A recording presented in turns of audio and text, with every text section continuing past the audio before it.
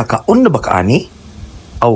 lukon ni siya. Then gibutangan na namo gamay mga butangag squid ni siya kay para mo lami pud siya. Mo ning gigisa namo ni, kabalo ko kakaon na kaani. Mo ni siya lukon among napalit dayon kaubanan sa mga squid nga among isagol niya kay para mo lami gyud siya maayo mura siya kuan ba flavor sa seafoods flavor ba. Kita na kanang seafood flavor among pula-pula lami ug kaya na di ba. Ini hilaton na gyud ato ning mapula na siya dayon butangan na to ning siya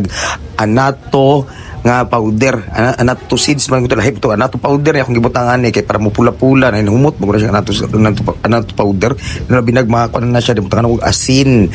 mo na pampalasa ni mo na gibutangan namo dahil gibutangan namo paminta na wala na mo kita kay kabalo ra man ka butang ra man ng paminta di ba namo namong giukay-ukay para muluto na siya ingana mong gikuan kay palugayon na mo na siya para musurop gyud ang iyang kalami ba mo gud ang pagkuan na basta man habang tumatagal lagi daw lalong sumasarap lagi daw na bay no ano to nagkulikot ba din or espada ba sa ilahang gitawag ambot lahi na espada na kulikot ambot lang baskay ingana na tingog ka baskay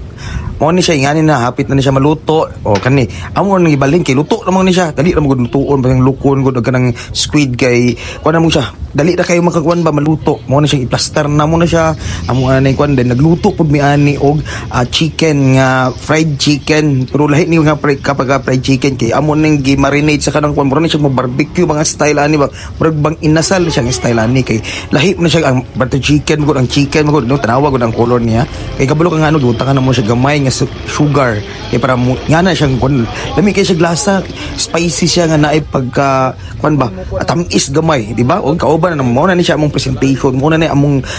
kanon mo na ni among ihatag dito para makakaon gyud niya ni mo na ni siya kauban sa lukon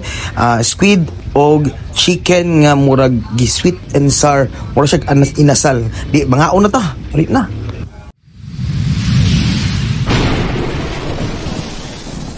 Agoy!